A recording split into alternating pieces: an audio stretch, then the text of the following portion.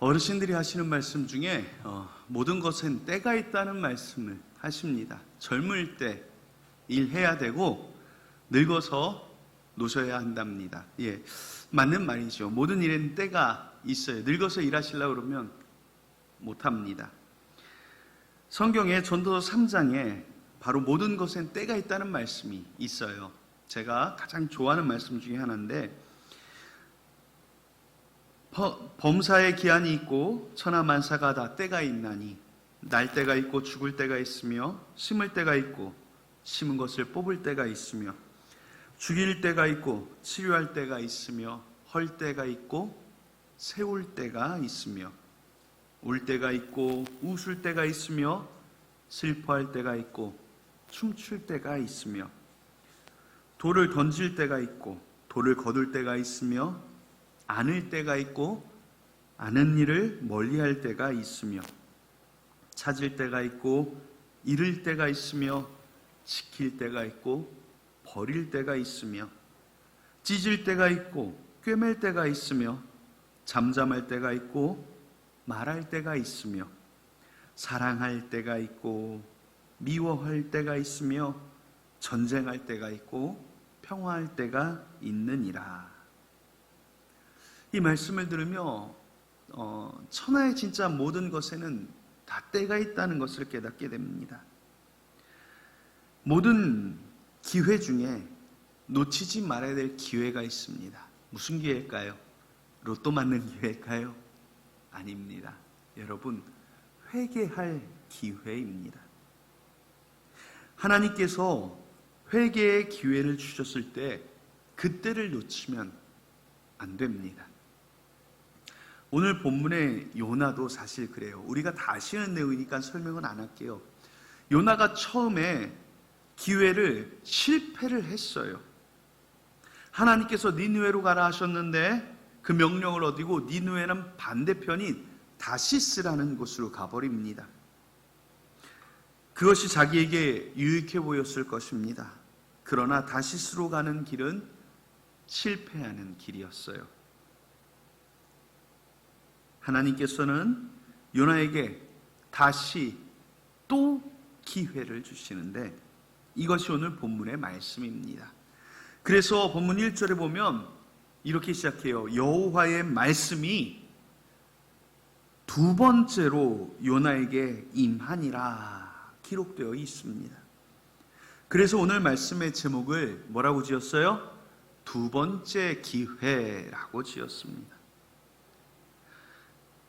하나님께서 우리에게 주신 첫 번째 기회를 놓쳤더라도 두 번째 주시는 기회, 축복의 기회, 회개의 기회, 은혜의 기회를 놓치지 않는 우리 예번의 성도들이 되시기를 예수님의 이름으로 축복합니다.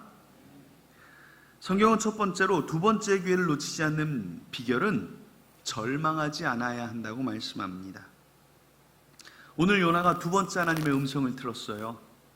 요나가 회개하니까 하나님께서 다시 쓰려고 기회를 주십니다. 우리가 3장 1절을 읽었죠? 2장이 요나의 회개의 기도입니다. 회개하면 하나님은 기회를 주십니다. 가룟 유다, 예수님의 12제자 중 한 명이지요. 가룟 유다는 한번 실패하고 회개할 기회를 주셨으나 회개하지 못했습니다. 이때 마귀가 또 가룟 유다를 시험했을 것입니다. 야 유다야, 너 이제 끝이야. 예수님을 따르던 수많은 사람들이 널 뭐라고 하겠니? 넌 이제 얼굴도 들고 살지 못할 거야. 그러니 살아도 사는 것이 아닌데 차라리 죽는 게 낫지 않겠나? 시험을 한 것입니다. 자기가 목매달아 죽고 말았습니다. 마귀의 시험에 패배한 거예요. 넘어졌습니다. 이때 그 귀신 들린 아이의 아버지처럼 내가 믿나이다. 나의 믿음 없는 것을 도와주옵소서 회개합니다. 라고 주님을 붙들어야 될 것 아닙니까?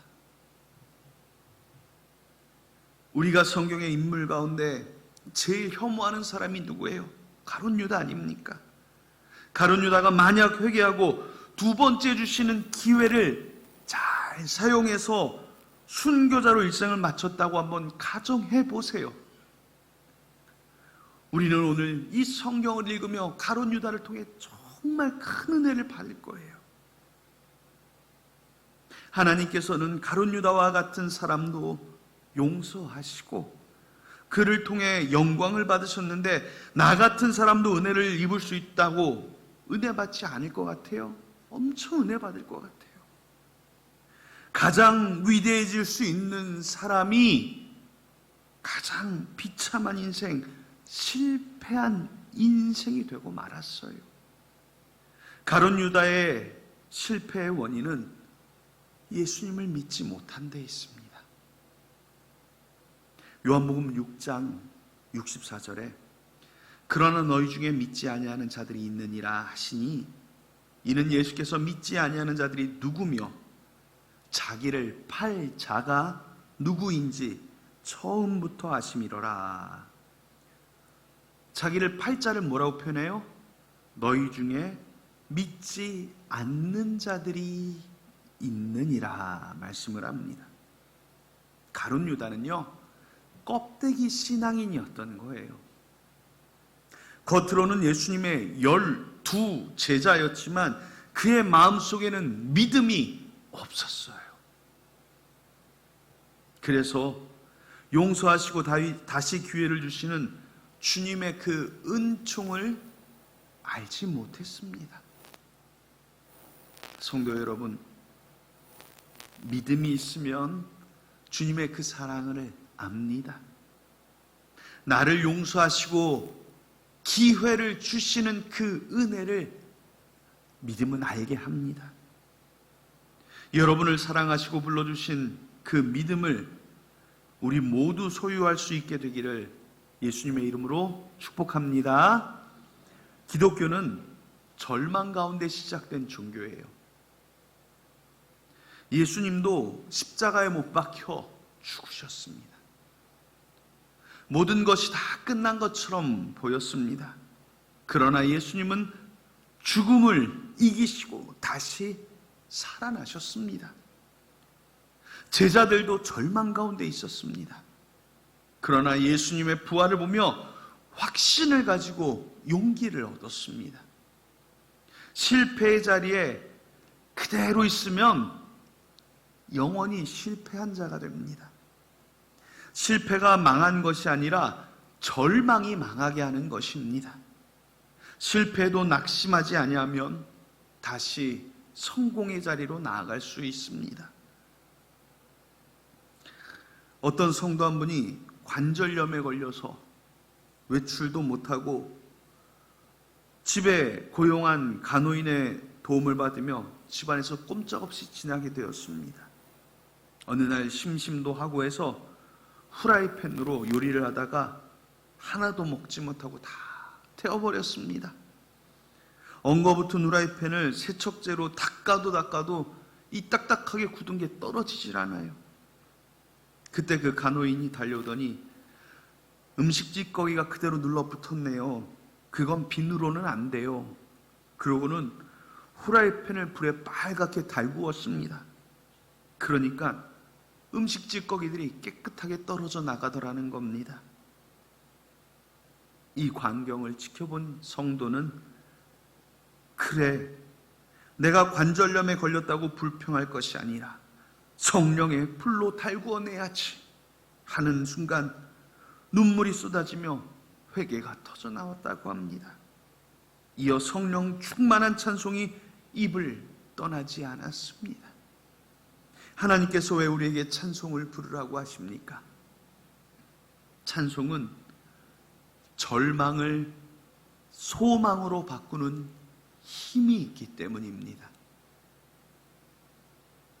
그래서 믿음의 사람들은요, 장례식장에서도 찬송을 부릅니다. 사람 죽었는데 노래하는 종교는 기독교밖에 없어요. 기독교인은 죽음 앞에서도 절망하지 않기 때문입니다. 장례식장에 가보면 불신자들 엄청 절망합니다. 더 이상 소망할 것이 없습니다. 그래서 곡을 하죠. 아이고 이제 가면 언제 오나, 아이고 망했네 하고 울부짖습니다. 그러나 믿음의 사람들은 다시 만날 것을 확신하며 찬송을 부르는 것입니다. 슬플 때도 찬송합니다. 기쁠 때도 찬송합니다. 믿지 않는 사람들은 이것을 이해할 수 없습니다. 하지만 우리가 그렇게 하는 이유는 거기에 소망이 있기 때문입니다. 성도 여러분, 우리가 늘 시험 가운데 있습니다.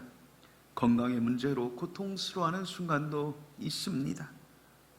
사람은 간사해서 내가 건강할 땐 잘 모릅니다. 내가 병들어 누워봐야 합니다. 남의 남편이, 남의 아내가 병들어 누워 있어도 그 고통을 사실 잘 모릅니다. 사업이 갑자기 망해버리는 경우도 있습니다. 살 수도 없고 죽을 수도 없고 돈 때문에 얼마나 치사하게 되는지 모릅니다. 돈 때문에 고통받지 않고 살아온 사람은 돈이 얼마나 사람을 무력하게 만드는지 잘 이해하지 못합니다.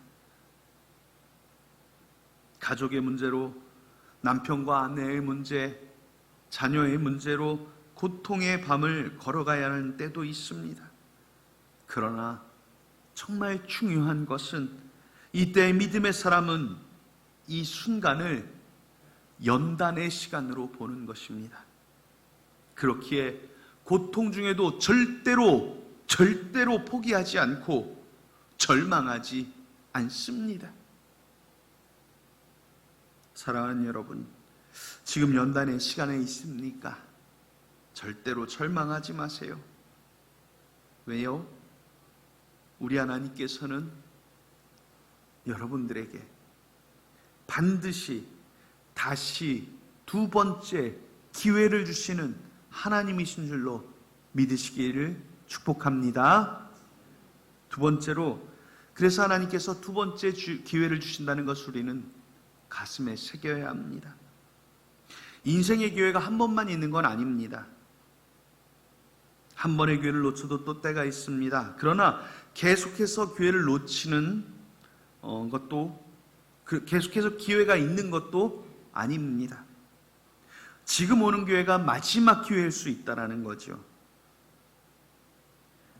요나는 두 번째 기회를 잡았지만 가룟 유다는 두 번째 기회를 놓쳐버렸잖아요. 어떤 사람은 한 번 기회를 놓치고 아주 절망하는 사람이 있습니다. 옛날 우리말 속담에 그런 말 있잖아요. 호랑이에게 물려가도 뭐만 차리면 된다? 정신만 차리면 된다. 그렇습니다. 우리가 호랑이에게 물려가는 어려운 시험을 당해도 정신 차리고 하나님 말씀을 들으면 우리는 살 수 있어요. 지금 내 인생에 위기가 닥쳐왔다고 생각되십니까? 지금 당하는 시험이 고통스럽습니까? 내 힘으로 이기기 어렵다라고 생각되어집니까? 성경이 말씀합니다. 고린도전서 10장 13절에 이렇게 말씀하지요. 사람이 감당할 시험 밖에는 너희가 당한 것이 없나니 오직 하나님은 미쁘사 너희가 감당하지 못할 시험당함을 허락하지 아니하시고 시험당할 쯤에 또한 피할 길을 내사 너희로 능히 감당하게 하시느니라. 할렐루야. 세계 역사의 위대한 인물들을 보면 실패를 두려워하지 않았습니다. 발명왕 에디슨은 성공한 것보다 실패한 게 훨씬 더 많았습니다. 링컨 대통령도 대통령에 당선되기 위해 약 20번 이상의 선거에서 낙선을 했습니다. 성경의 인물들도 보면 다윗은 얼마나 실패를 많이 한 사람입니까? 아브라함도 실패투성이의 인생이었습니다. 야곱, 그의 인생은 말할 것도 없어요. 베드로를 기억하세요. 예수님을 몇 번 부인했어요? 3번이나 부인했습니다. 실패하였지만 회개할 때 주님은 다시 기회를 주셨고 마침내 제자 중에 가장 훌륭한 제자, 수제자가 되었습니다. 우리는 누구나 다 실패할 수 있습니다. 실패하지 않는 사람 없어요. 성령 받은 사람도 실패하고 은혜 받은 사람도 실패합니다. 그러나 우리가 잘못을 뉘우치고 주님 앞에 회개하면 하나님께서는 2번째 기회를 우리에게 주신다는 것을 기억해야 합니다. 하나님은요, 우리의 연약한 심정을, 우리의 연약한 육체를 너무 잘 아시거든요. 우리가 실패하는 것도 아세요. 하루에 몇 번씩 실패하지 않습니까? 새벽 기도 나와서 다짐하지만 하루를 살고 보면 또 실패한 것이 우리 인생입니다. 주일 성수하겠다고 다짐하지만 실패합니다. 11조 드리겠다고 작정하지만 실패합니다. 기도하며 살겠다고 결심하지만 실패합니다. 내 생각이 늘 기도보다 앞서곤 합니다. 이럴 때 누가 기뻐하겠어요? 마귀가 기뻐하는 겁니다. 그래서 넘어뜨리려고 합니다. 그냥 그렇게 살아. 이렇게 우리에게 속삭이는 거예요. 남들도 다 그러는데 왜 특별하게 하려고 그래? 라고 우리에게 시험합니다. 또는 넌 틀렸어, 넌 아니야 라고 우리 마음에 속삭여요. 좌절의 마음을 줍니다. 그래서 하나님이 나를 버리신 건 아닐까 의심이 들기도 합니다. 또 어떤 분들은 뭐라고 해요? 이거 우리나라 사람들 전문적 표현이에요. 내가 죄를 많이 지어서 하며 나는 가능성이 없다고 생각하기도 합니다. 그러나 욥기서를 보세요. 욥은 죄가 없음에도 어마어마한 고난을 당했습니다. 그러므로 고난당하는 사람을 죄가 있어서 그렇다고 함부로 정죄해서는 안 됩니다. 그러나 우리 하나님께서는 여러분이 하나님 앞에 나와 머리 숙일 때 다시 분명히 기회를 주시는 하나님이신 줄로 믿으시기 바랍니다. 예배 드리는 것 그냥 드리지 마세요. 하나님의 음성을 듣고 약속을 붙잡는 지금 이 시간이 되기를 간절히 바랍니다. 세 번째로, 순종하면 하나님께서 이루어 주십니다. 오늘 본문의 요나는 하나님의 말씀에 순종하여 40일이 지나면 니느웨가 무너지리라 선포를 했습니다. 이거 쉬운 일 아니에요. 이 니느웨는요, 고대 왕국 아시리아 왕국의 수도입니다. 가장 큰 제국의 수도예요. 얼마나 크냐면 이 니느웨란 성 자체가 지극히 큰 성읍이므로 요나가 걸어서 가는 데만, 지나가는 데만 3일 길이라고 성경에 지금 나와 있습니다. 여러분, 동대문으로 지나가서 서대문까지 지나가는데 며칠 걸려요? 몇 시간이면 가요. 한두 시간이면 갑니다. 한양이 그랬어요. 동대문에서 서대문, 남대문에서 지금 북대문이 없으니까 다 작아요. 그런데 이 니느웨가 얼마나 컸으면 지나가는데 3일 길입니다. 그리고 이 니느웨는 범죄와 악행의 중심지였었고, 오죽하면 선지자 나훔이 이 니느웨에 대해서 예언을 할 때 니느웨 사람을 잔인하고 굶주린 사자에 비유했습니다. 엄청 포악했습니다. 그러니 전 세계를 제패한 제국이 되었지요. 당시 속국인 이스라엘 사람이 그 니느웨로 가서 야, 이 땅 40일 지나면 무너질 거야 라고 외쳐보세요. 당연히 생명의 위협을 받을 일 아닙니까? 아니, 저 이스라엘 놈이 와서 우리 망한다고 하네? 야, 잡아 족쳐 하지 않겠습니까? 그런데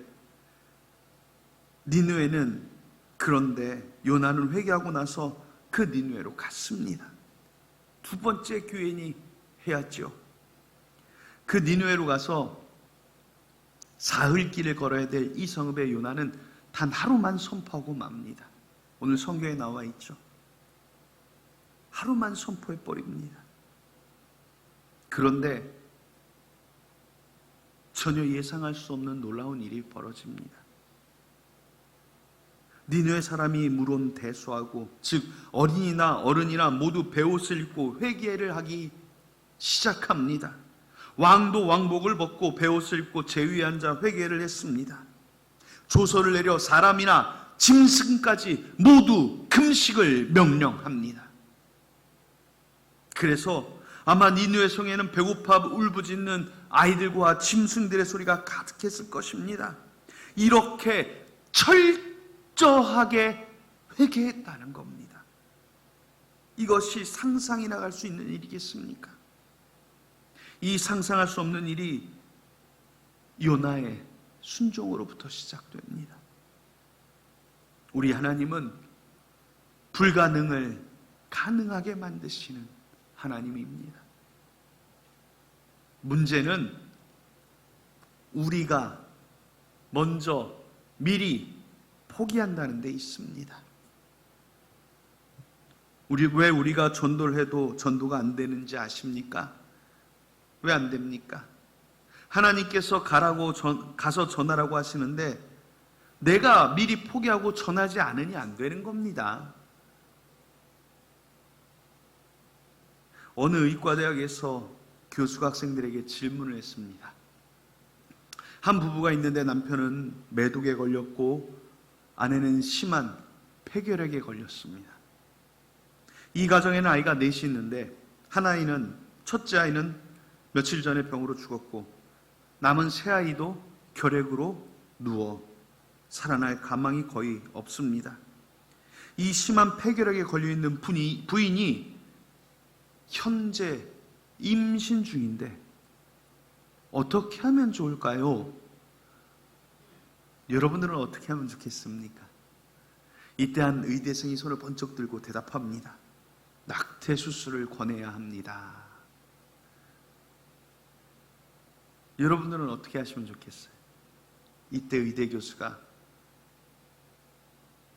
이렇게 말했습니다. 방금 자네는 베토벤을 죽였네. 이 불행한 환경 가운데서 5번째로 태어난 사람이 그 위대한 음악의 성인 베토벤입니다. 오늘날 의료적 판단으로는 낙태해야 한다고 결정이 내려질지 모르지만 그 아이가 음악계의 거성이 되리라고 누가 상상이나 하겠습니까? 여러분, 인생의 실패는 믿음의 사람들에게는 다시 일어서라는 신호입니다. 실패 원인이 어디 있는지 돌이켜 회개하고 다시 일어서라는 신호입니다. 오늘 설교를 마칩니다. 성도 여러분, 여러분들의 인생에 실패한 것들이 있습니까? 그것들 때문에 좌절하지 마십시오. 지금 실패하고 있는 것이 있습니까? 하나님께서는 분명 다시 기회를 주십니다.